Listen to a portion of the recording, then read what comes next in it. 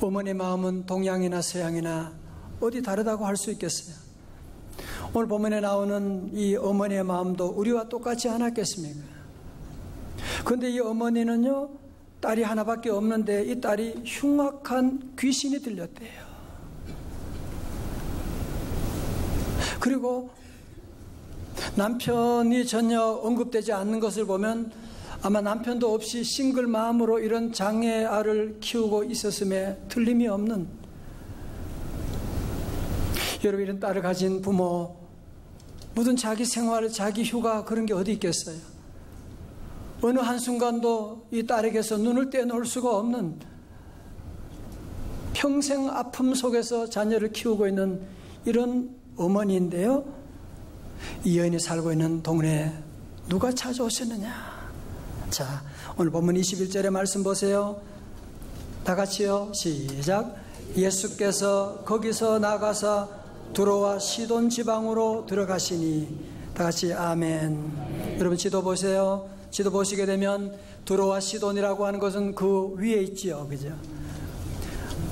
두로와 시돈 바로 밑에가 갈릴리입니다. 갈릴리 지방. 그러니까 예수님은 이 두로와 시돈이라고 하는 이방 땅이거든요. 그럼에도 불구하고 예수님이 왜 그곳까지 올라가셨느냐? 누구 만나러 가신 거예요? 이 불쌍한 어머니를 만나려고 가신 거예요. 자, 오늘 22절의 말씀 가운데 가난한 여자 하나가 그 지경에서 나와서 소리질러 이르되, 영어 성경은 제가 일부러 넣었어요. crying out이, 그냥 소리를 지르는 것이 아니라 울부짖는 것을 말하는 거예요. 주 다윗의 자손이여 나를 불쌍히 여기소서, 내 딸이 흉악하게 귀신 들렸나이다 하되. 이 어머니는 예수님이 오셨다고 하는 소식을 듣고서 만사를 제치고 주님 앞에 달려가서, 그래서 이 여인은, 이 어머니는 예수님께 딸의 상태를 아주 자세하게 창피함을 무릅쓰고 다 얘기하는, 구체적으로 얘기하고 있는, 내 딸이 흉악하게 귀신 들렸나이다. 오늘 많은 사람들이 교회 와서도 자기 아픔을 숨기잖아요. 기도하면서도 대강 기도하는 분들이 많아요. 여러분, 이것이 기도 생활에 얼마나 잘못된 습관인지 아세요? 정말 우리 주님이 우리의 기도를 응답하신다면 주님 앞에 나와 우리의 모든 기도 제목을, 싸울 때는 구체적으로 지적하면서 싸우면서, 세상 염려는 디테일하게 하면서 하나님께 기도할 때 보면 두루뭉실 걸어가지고 대강 끝내버리고 적당하게 나가는, 여러분, 그러면 안 돼요. 사도 바울은 우리에게 기도를 이렇게 가르쳐 주셨어요. 오늘 요절 말씀이에요. 베드로전서 5장 7절의 말씀입니다. 다 같이요, 크게 시작. 너희 염려를 다 주께 맡기라. 이는 그가 너희를 돌보심이라. 아멘. Cast all your anxiety. 너희 염려를 다 주님께 낱낱이 주님께 아뢰라고 하는 거예요. 자, 저를 보세요. 여러분, 교회는 왜 오는 거예요? 주님 앞에 십자가 밑에 나가 뭐예요? 내 짐을 풀었네. 후렴은 언제예요? 집에 가면서야. 시간이 없어요 지금. 주님께 다 풀어놓은. 자, 오늘 여러분, 근데 참 이상한 것은요, 예수님의 반응이 좀 이상해요. 23절 보세요. 예수는 한 말씀도 대답하지 아니하시니, 제자들이 와서 청하여 말하되 그 여자가 우리 뒤에서 소리를 지르오니 그를 보내소서. 여러분, 이 어머니의 첫 번째 기도의 장애는 뭐예요? 예수님의, 우리 관로에 넣어야 돼요. 예수님의 뭐예요? 침묵이에요. 어떻게 하셨어요? 침묵. 여러분도 기도 생활하면서 가장 힘든 부분이 이런 침묵 아닙니까? 그죠? 내가 기도하고 벌써 한 달이 지났는데, 두 달이 지났는데, 아무런 응답이 보이질 않는 거야. 뭐 나아지는 게 없는 거야. 정말 기도 그만두고 싶은 그런 마음을 여러분도 가지는, 기도해 본 분은 무슨 말인지 아실 거예요. 여러분, 얼마 전에 그 상영된 영화인데요, 사일런스라고 하는 영화가 있었어요. 좋은 영화인데 혹시 보셨나요?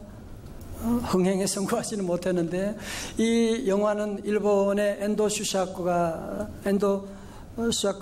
쓴 그 침묵이라고 하는 소설, 침묵이라고 하는 이 소설을 영화로 만든 것인데요.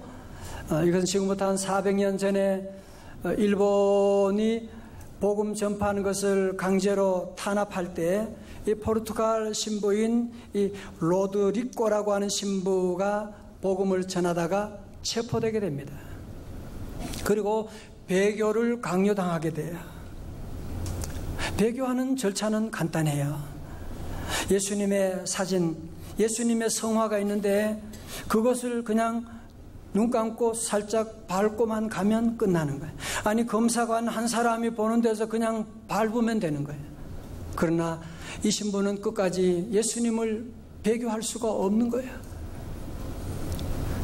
그로 말미암아서 그 신부의 교구에 있는 성도들이 고문을 당하게 되고, 그리고 죽임을 당하게 되는 그런 끔찍한 일들이 계속 일어나게 됩니다.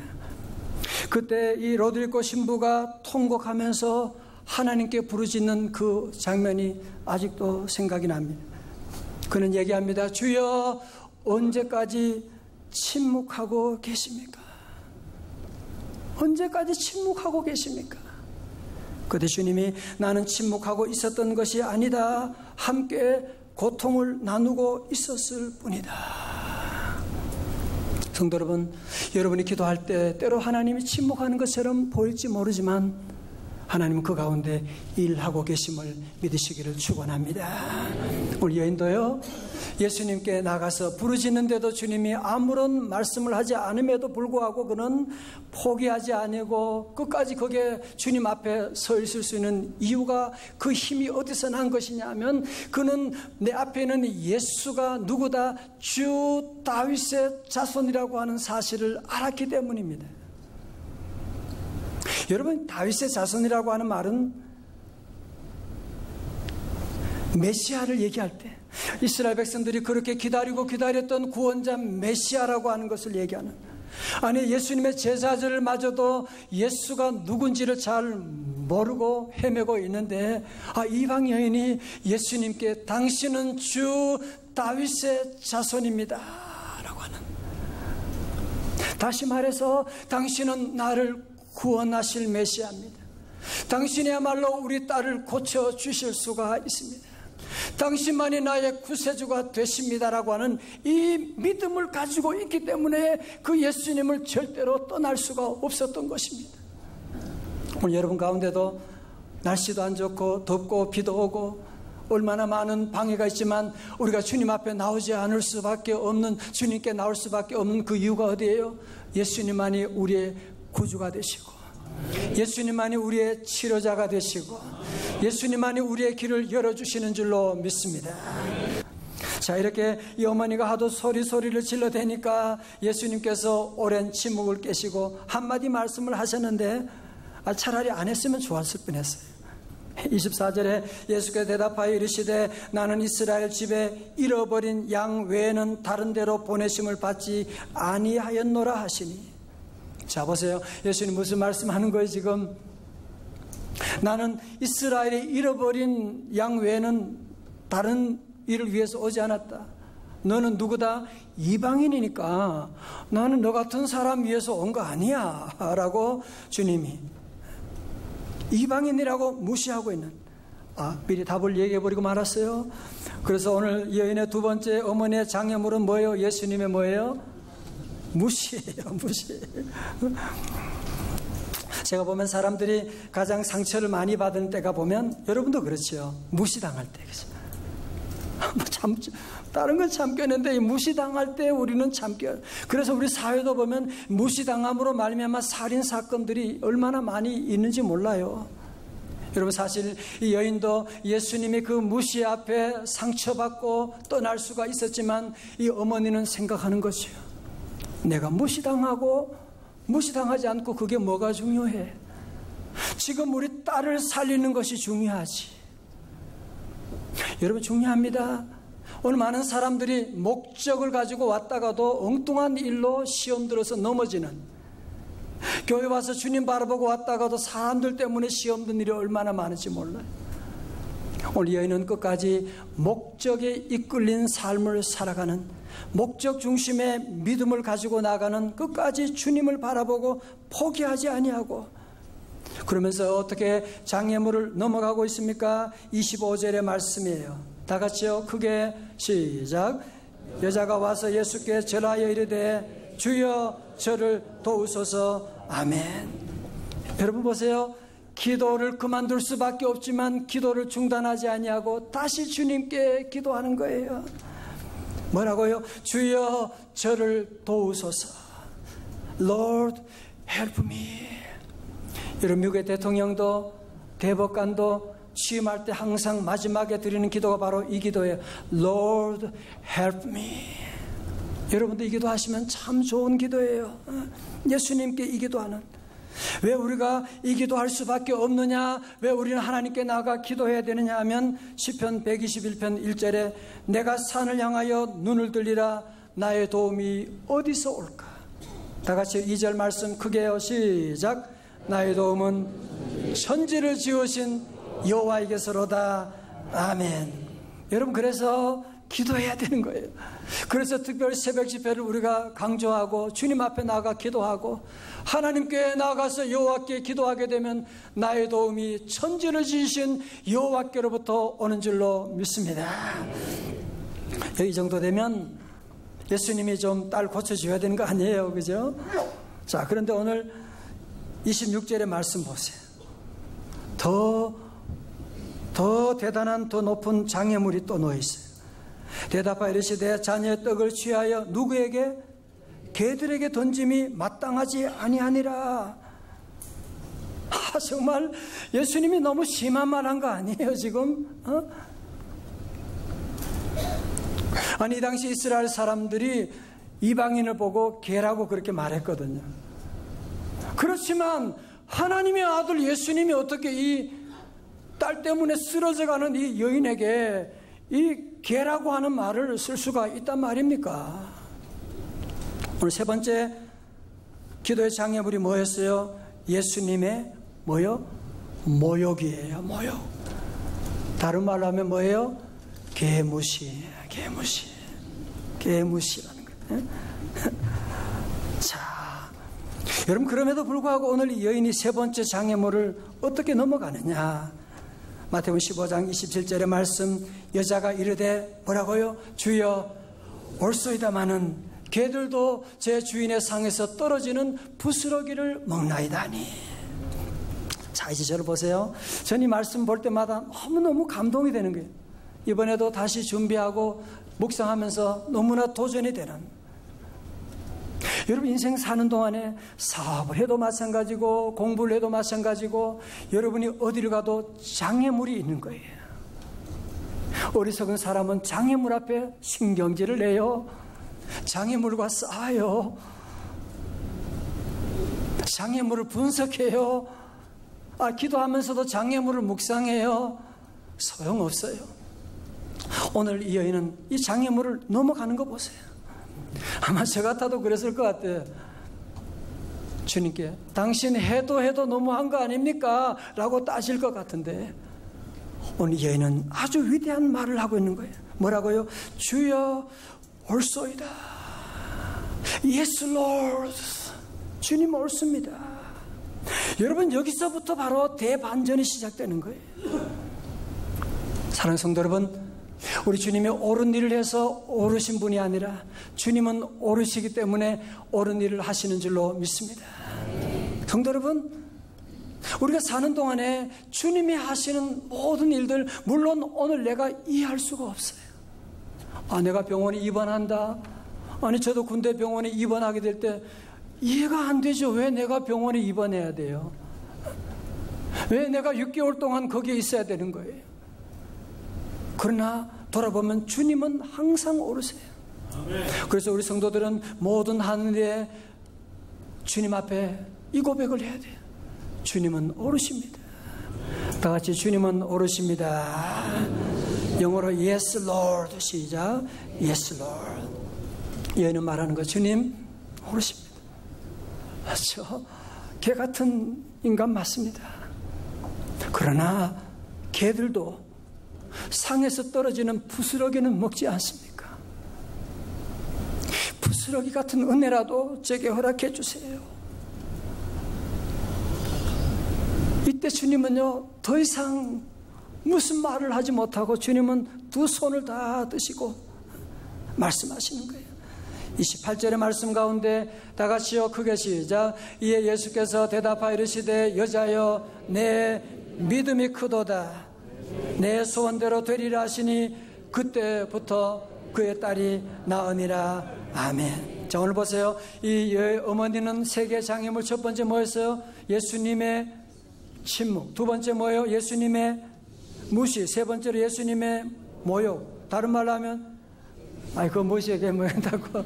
여러분, 그런 장애물이 있음에도 불구하고 그 장애물을 예수 이름으로 다 뛰어넘고 오직 주님만을 바라보면서 다윗의 자손 예수님만 의지하고 나아갈 때 주님께서 따라 내 믿음이 크도다 말씀하시고, 그리고 내 믿음대로 될지어다. 그래서 딸이 깨끗하게 고침받는 놀라운 역사가 일어나게 된 것입니다. 사랑하는 성도들, 여러분 모두 이런 주님 앞에 칭찬받는 성도들, 또 오늘도 여러분 말씀 가운데 이런 놀라운 역사가 하나님 오늘 제게도 말씀 듣는 가운데 다시 일어나게 하여 주옵소서. 전 여기서 오늘 설교 말씀을 끝낸다는 게 아니라 끝내려고 했었는데 이 말씀을 다시 묵상하면서 같은 사건이 기록된 마가복음 7장을 보게 됐어요. 그러면서 거기서 깜짝 놀라운 말씀을, 진리를 주님이 보여주셨어요. 여러분, 마태복음 15장 28절에서는 여자여 내 믿음이 크도다 그랬잖아요.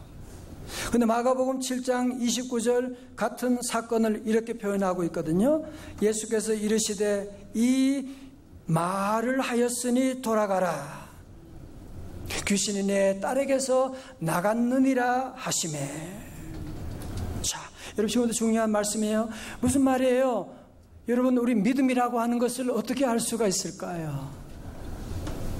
믿습니다. 그러면 믿음 좋은 거예요. 믿음을 어떻게 알 수 있어요? 믿음은 그 말하는 것을 보면 알 수가 있다고 하는 것이죠. 믿음은 말하는. 오늘 보세요. 이 말을 하였으니 돌아가라. 귀신이 네 딸에게서 나갔느니라. 무슨 말이에요? 너의 말 속에 응답이 있다고 하는 것입니다. 네가 그렇게 말했기 때문에 네 말대로 될 것이다 라고 말씀하고 있는, 그래서 말대로 귀신이 떠나가게 되었던 것이거든요. 여러분, 이때 생각나는 성경 구절 없어요? 민수기 14장 28절. 너희 말이 내 귀에 들린 대로 내가 너희에게 행하리니 말씀하는. 성도 여러분, 그렇습니다. 우리 성도들이 이 믿음 생활하면서 여러분이 주님 앞에 나와서 기도하는 것도 중요한데요, 일상의 삶 가운데 생활하는 언어가 얼마나 중요한지 몰라요. 사실 여러분, 저는 목회를 제가 30년 이상 하면서 많은 분들 만나고 보면 가끔 어떤 분들은 참 믿음이 너무 좋으신, 기도도 잘하고 그러는데 보면 하나님의 역사하심을 참 보기가 어려운 안타까운 분들이 많이 계세요. 오늘 여기서 해답을 보게 됐어요. 뭐냐? 기도의 언어와 일상의 언어가 불일치하고 있는 거예요. 다시 한 번 더 말씀드립니다. 기도의 언어와 일상의 언어가 불일치하고 있으니까 기도할 때는 너무너무 거룩해요. 너무 잘해요. 그러나 집에 돌아가면 전혀 다른 얘기를 하고 있는. 고3 둔 엄마가 있었는데요. 아침에 아들을 깨웠어요. 공부하라고. 새벽에 아들을 깨워가지고 놓고 교회 와서 열심히 기도하고, 그리고 또 아들 위해 기도하고 집에 돌아가 보니까 이 녀석이 공부하러 깨우는 다시 이불 속에 들어가 있잖아요. 너무너무 화가 나가지고 소리를 질렀어요.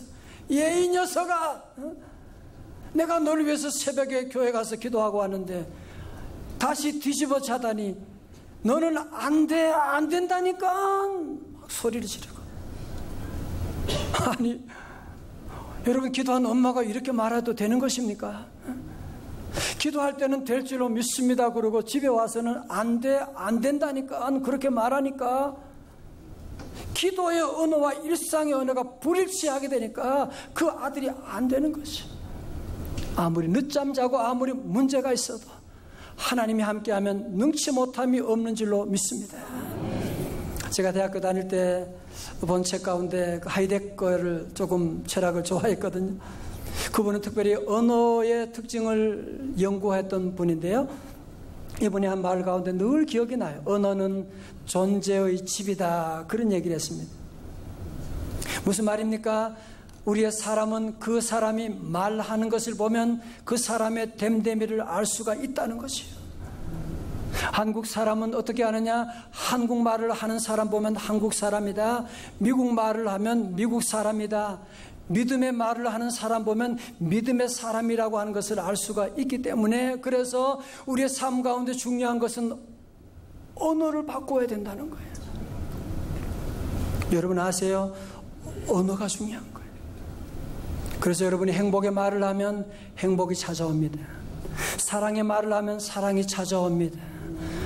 여러분이 자꾸 자녀들에게 기도할 때는 그렇게 뜨겁게 기도하면서 집에 가면 늘 자녀들에게 잔소리하고 남편에게 기죽이는 말을 하고 아내를 힘들게 하고, 혹시 여러분이 그것 때문에 여러분의 집안이 자꾸 어려워지는지 점검해 보셔야 돼요. 사랑하는 성도 여러분, 우리 모든 성도들은 오늘 예배를 통하여 우리의 말을 고치고, 옛날 어른 그랬잖아요. 말이 뭐가 된다? 씨가 된다 그랬잖아요. 저는 오늘 주의 종의 권위로 우리 모든 명성의 가족들에게 부탁을 드립니다. 여러분 어떤 어려움과 시험이 있어도 여러분이 그런 생각까지는 괜찮지만 절대로 말을, 입 밖에 부정적인 말을 평생 내지 마시기를 주님의 이름으로 축원합니다. 사랑의 말을 하고 믿음의 말을 하십시오. 그러면 하나님이 그거 들으시고 내 귀에 들린 대로 내가 너희에게 행하리니. 말씀을 정리합니다. 우리 인생은 다 장애물 경기입니다. 그건 여러분이나 저나 대통령이나 재벌이나 어느 한 사람 예외 없습니다. 여러분 앞에 장애물을 어떻게 넘어가시겠습니까? 올해 하반기에도 우리 앞에 수많은 장애물들이 있어요. 우리 국가 앞에도 수많은 장애물들이 있을 것입니다. 우리 성도들은 이런 장애물 앞에 절망하지 말고 낙심하지 말고 오늘 이 어머니처럼 예수 이름으로 주님 바라보고 넘어가시고, 다 같이 아멘. 첫 번째로 우리 결단합니다. 오늘 우리 하반기에 예배에 성공할 수 있기를 주님의 이름으로 축원합니다. 가끔 병을 키우는 성도들 보면 너무 안타까워요. 빨리 가면 되는데. 여러분 불신앙을 키우지 마십시오. 하나님의 은혜 없이 우리가 어떻게 살아요? 주일 아침만이 아니라 저녁 예배, 수요 기도회, 새벽 기도회도 참여하고 금요 치유 집회도 참여하고, 물론 새 가족들이야 잘할 수 없지만 적어도 안수 집사님, 권사님들도, 집사님들은 와서 주님 바라보고 나가고, 여러분 앞에 수많은 장애물이 있어도 예배드리고 기도하고 나가면 여러분 저같이 많은 장애물 가진 사람 얼마나 되겠어요? 주님이 함께하면 넉넉히 이겨나갈 수가 있습니다. 히브리서 10장 26절 말씀, 모이기를 패하는 어떤 사람들의 습관과 같이 하지 말고. 말세가 되면 자꾸 모이기를 패해요. 무슨 교회 뭐하러 가냐, 무슨 세일 모이면 또 무슨 그런 거 하냐, 자꾸 예배를 드리지 못하게 해요. 그러나 우리 성도들은 어떻게 해요? 오직 권하여 그날이 가까움을 볼수록 더욱 그리하자. 이번 9월 특별 새벽 집회도 바로 저와 여러분을 위해서 준비한 귀한 집회, 우리 잘 준비하고 오늘 하반기에 예배에 성공할 수 있기를 주님의 이름으로 축원합니다. 두 번째로 우리 성도들은 결단합니다. 오늘 이 시간 주님 앞에 믿음의 말만 하리라. 나는 감사의 말만 하리라. 여러분, 주님은 항상 오르시기 때문에 그래서 우리는 주님 앞에 늘 긍정의 말을 해야 돼요. 믿음의 말을 해야 돼요. 기도는 거창하게 하면서 집에 가서 엉뚱한 소리 하면 안 되는 것입니다. 오늘 말씀 듣고 어떤 어려움이 있어도 나는 믿음의 말을 하리라. 여러분의 장애물 경기 그 마지막에 주님이 기다리고 계십니다. 누구나에게는 이 장애물 낙심하지 말고 이제 하반기 더욱 기도하고 믿음의 말을 하고 우리 모두 손에 손을 잡고 함께 달려서 우리 장애물 경기를 넉넉히 이겨나가고 하나님의 놀라운 기적을 체험하는 우리 성도들 다 되시기를 주님의 이름으로 축원합니다.